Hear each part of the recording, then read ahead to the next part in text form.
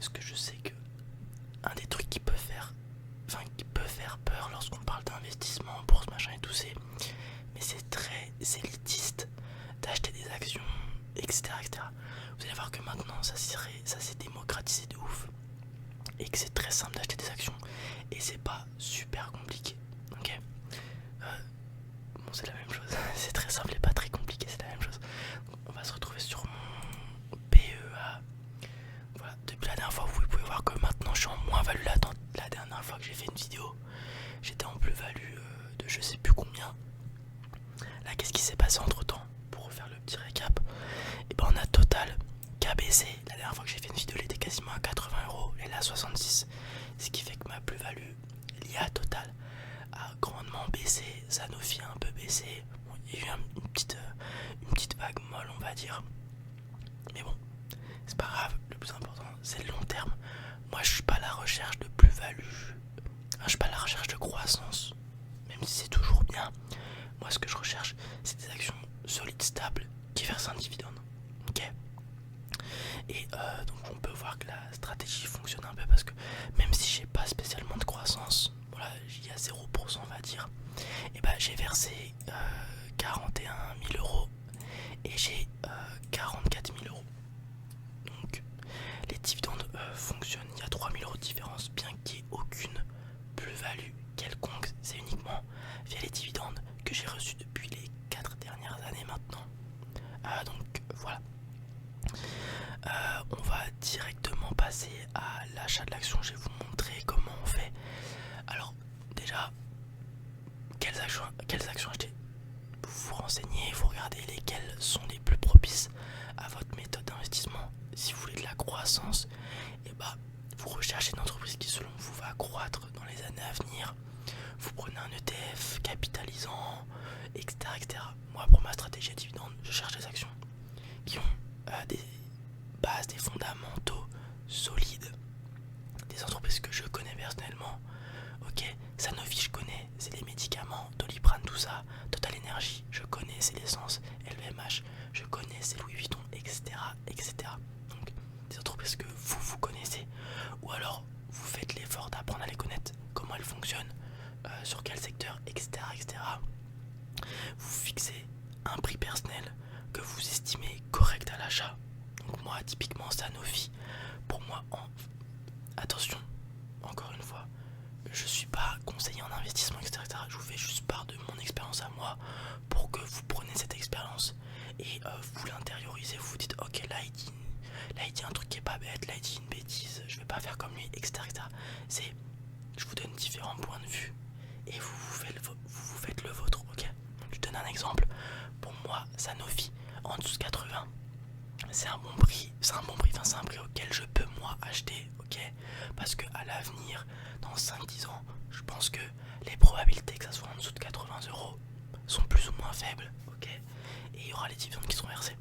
Si je prends un autre exemple, Total Energy, pour moi autour de 50€, 55€, c'est un bon prix parce que j'estime que d'ici 5-10 ans, ça sera plus ou moins à ce même prix, voire plus, et il y aura les dividendes qui seront tombés, etc., etc. Donc cherchez des entreprises que vous connaissez, vous checkez les fondamentaux et vous vous fixez un prix d'achat que vous estimez correct. Ou alors, ça c'est ma stratégie à moi, ou alors DCA, Dollar Cost Averaging. J'ai fait une vidéo dessus. Vous investissez tous les mois, toutes les 2 semaines, tous les X temps, la même somme sur telle action, tel ETF. Ça liste les prix, c'est-à-dire que les prix suivent les cours du marché et du coup vous avez une courbe qui devient un peu linéaire. Tandis que si tu achètes à X moment, là tu vois, moi j'achète, on est le 2 juillet. La dernière fois que j'ai acheté c'était au début du mois de juin. La fois précédente c'était peut-être au mois de mai. C'est pas des écarts de temps identiques. Donc peut-être que je vais acheter à un moment où c'est très très cher, ou alors je vais acheter à un moment où c'est très très bas. Du coup ça fait pas une courbe linéaire. Mais voilà, c'est ma stratégie à moi.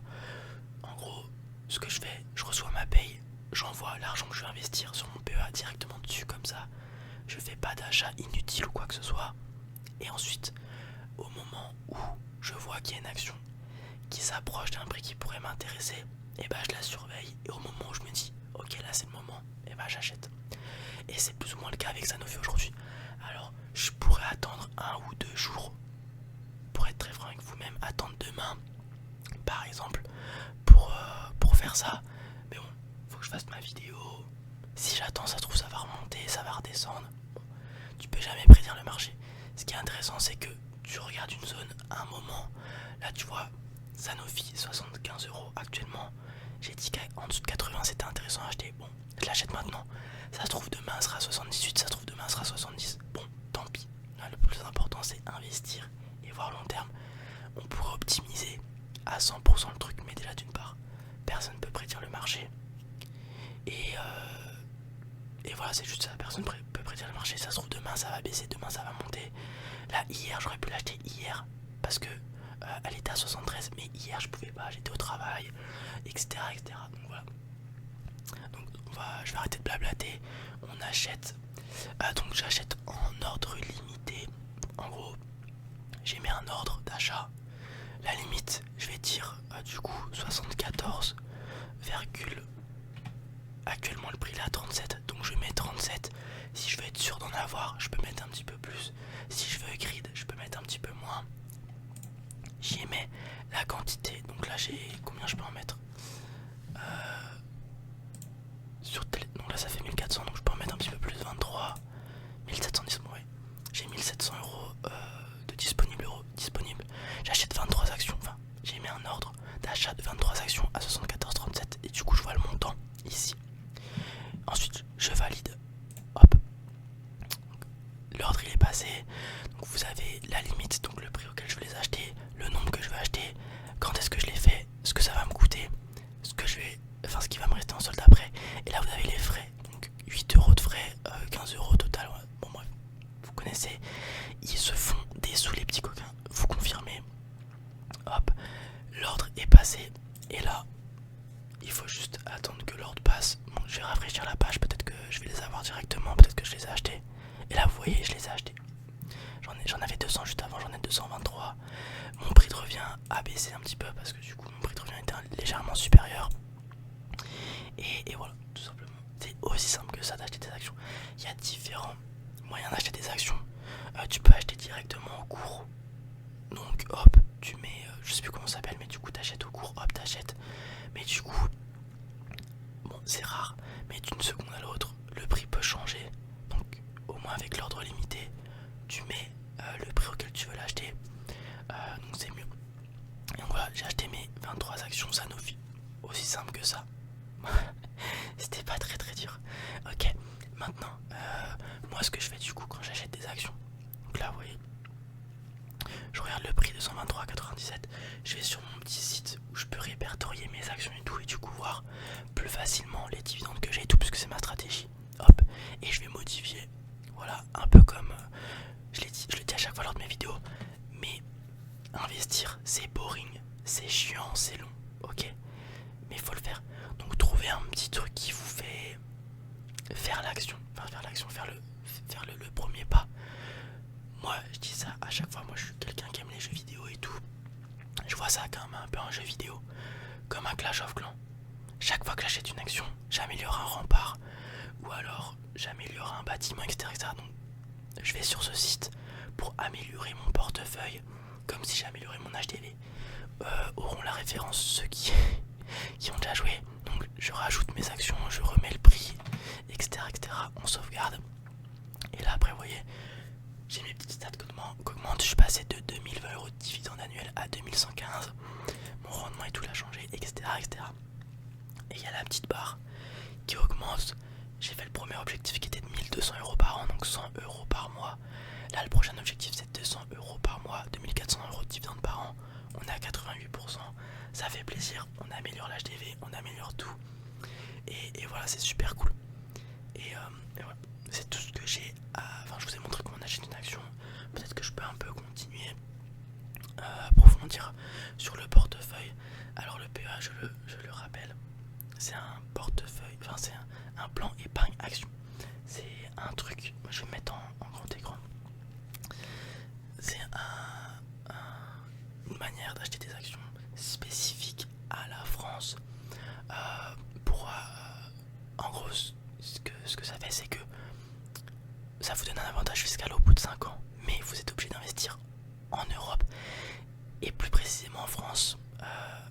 fait c'est du donnant-donnant. Tu investis en France, enfin la France te permet d'avoir un truc qui améliore les impôts, la taxation. Au lieu de payer 30%, tu payes 17,8% au bout de 5 ans. C'est pas négligeable, 12% d'imposition en moins. Mais en échange, t'investis en France. Donnant, donnant. Et donc, ce qui est important dans ce truc-là, puisque comme t'es géographiquement qu'à un endroit donné, tu peux avoir des actions, tu peux t'exposer aux actions américaines, à la bourse américaine, en achetant des ETF, S&P 500 et tout. C'est pas mon cas. Mais du coup, comme t'es exposé à une région géographique, l'Europe et d'autant plus la France, c'est important de se diversifier au niveau du secteur. Donc pas avoir toutes les mêmes entreprises. C'est pour ça que moi du coup je vais revenir là. Vous voyez, j'ai du Sanofi, secteur de la santé, c'est marqué là. J'ai du Total Energy, secteur de l'énergie. LVMH, consommation. L'Oréal, consommation. Engie, utilitaire, etc. Finance, j'ai quelques banques et tout. Donc c'est important, comme on dit tout le temps, pas mettre tous ses œufs dans le même panier. C'est pour ça aussi qu'il est important, lorsque vous investissez, de diversifier différents secteurs et aussi les investissements. Bon, ça c'est à terme, dans loin. Mais une fois que mon PEA sera rempli, j'ouvrirai un CTO qui est un autre moyen d'investir. Et du coup, je m'exposerai à la bourse américaine. Bon, je me suis pas renseigné sur les autres bourses japonaises, tout ça, je connais pas. Mais pourquoi pas s'exposer aux pays émergents aussi. Ou alors, quelque chose de très apprécié en France, investir dans l'immobilier, la pierre, etc. Pas mettre tous ces œufs dans le même panier, comme ça s'il y a un œuf qui casse, un secteur qui casse, par exemple l'énergie qui se casse la gueule parce que je vais y mettre une hypothèse, mais on a trouvé un gisement de pétrole énorme à tout hasard au Groenland ou en Antarctique. Il y a les Américains qui vont dessus, Donald Trump il est super enjoué, il y va, et le cours du pétrole chute de 15-20% parce qu'on a une quantité astronomique de pétrole en plus.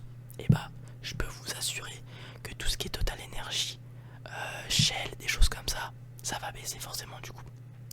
Puisque le cours du pétrole baisse, c'est corrélé au cours du pétrole. Bon, après qui dit, ça se trouve les gens vont être en mode ah on a à nouveau du pétrole, on va pouvoir y retourner encore plus, on va consommer comme des oufs. Et ça changera pas grand chose, mais c'est une hypothèse que j'ai mis. Donc si mon secteur de l'énergie, Total Energy, baisse, et bah j'ai d'autres secteurs qui vont peut-être ne pas se casser. Si j'avais qu'un seul œuf dans mon panier, enfin si j'avais tous les œufs dans mon panier et que je fais tomber mon panier, aïe. Mais si j'ai plusieurs œufs dans différents paniers, j'en fais tomber qu'un, et bah les autres paniers, par exemple le secteur de la santé, il sera pas mis à mal, le secteur immobilier sera pas mis à mal, etc. Donc il faut diversifier intelligemment et investir sur les bonnes actions, sur les bonnes entreprises, avec des bons fondamentaux. Ok. Donc voilà, c'en est tout pour cette vidéo. Je vous ai montré comment acheter des actions. Vous avez vu, c'est super simple.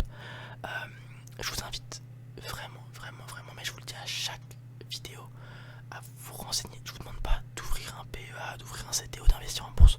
Je vous demande de vous renseigner, parce que comme je l'ai dit dans chaque vidéo et les premières vidéos, bon, un peu moins maintenant, mais ça y est toujours, il y a l'inflation. L'inflation, c'est le coût de la vie qui augmente pour vulgariser. Sauf que cette inflation, elle est plus rapide que le rendement de votre livret A. Donc si vous faites dormir votre argent en banque classique, ce que vous allez faire, c'est juste perdre du pouvoir d'achat, parce que l'inflation est plus forte que votre rendement en banque. Tandis que si vous investissez en bourse ou investissez dans d'autres domaines, attention aux domaines, il y a des domaines très spéculatifs, les montres, les cartes Pokémon, les chaussures, la crypto est un peu plus volatile aussi, ou des trucs un peu plus solides, on va dire, l'immobilier, etc. Même si c'est compliqué l'immobilier en ce moment aussi, de par les prêts bancaires et tout, mais bon bref. Et bah vous allez perdre du pouvoir d'achat si votre argent dort en banque. Donc pour moi il est primordial de s'intéresser, connaître ses options. Que vous le faites pas après, peu m'importe, je veux juste que vous soyez au courant des options que vous avez. Tout comme un sportif. Je vais prendre un exemple du sport parce que vous comprenez. Un sportif qui s'entraîne mais qui s'échauffe jamais, et bah il sait que les conséquences seront probablement des blessures. Très bien, tu t'échauffes pas, c'est ton problème. Mais si tu te blesses, t'as été au courant. Et bah là c'est pareil. Tu peux investir. Si tu veux pas investir, c'est ton problème. Mais si tu investis, tant mieux pour toi. Voilà, j'ai fait une petite analogie, une petite métaphore, mais vous avez compris. Il y a l'inflation d'une part. Il y a aussi la retraite qui est mise à mal. séquence il y a 2-3 ans, on a l'âge de la retraite qui était repoussé. Autant vous dire que vieillissement de la population rentre pas de parents, mais il y a de moins en moins d'enfants par rapport au nombre de femmes. Bon, parce qu'on parle en femmes parce que c'est les femmes qui tombent enceintes. Vous avez capté en gros pour que la population se renouvelle, il faut que le taux d'enfants par couple soit égal ou supérieur à 2. Sinon la population vieillit. En France, on est en dessous de ce seuil-là, donc la population vieillit. Plus elle vieillit, plus il y a de gens à la retraite. Donc il faut que ceux qui travaillent plus ou plus longtemps, etc. Donc autant vous dire que la boucle, elle n'est pas prête de se boucler. Et donc probablement que dans 10-15 ans, ils vont revoir ce départ à la retraite. Ils vont le pousser, ou alors ils vont faire plus de travail, ou X ou Y raison, ou peu importe, augmenter les impôts, machin, truc bidule. Je sais pas, je suis pas dans ce truc-là. Mais voilà, investir c'est aussi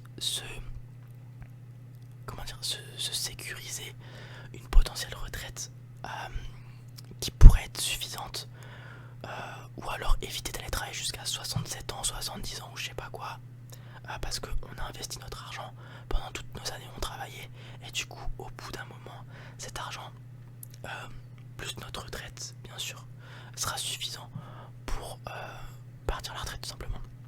Voilà, il y a plein de façons de se lancer à l'investissement pour lutter contre l'inflation, lutter contre la retraite qui est de moins en moins certaine, etc. Donc je vous invite vraiment s'il vous plaît à vous renseigner, c'est très important. Même si vous le faites pas, renseignez-vous, ok. Voilà, ça en est tout pour cette vidéo. J'espère qu'elle vous a plu. Si c'est le cas, comme d'hab, vous connaissez la chanson. Si vous voulez investir en bourse, en description. Si vous voulez aller chez Boursorama pour investir, il y a d'autres plateformes pour investir. Donc, encore une fois, renseignez-vous. Mais si vous voulez aller chez Boursorama, si vous avez fait la conclusion que Boursorama est bien pour vous, je sais pas quoi, vous voulez ouvrir chez Boursorama, j'ai mon compte, j'ai mon lien de parrainage en description si vous le souhaitez. Voilà. Merci beaucoup, passez une bonne nuit et puis faites de beaux rêves. Salut à tous.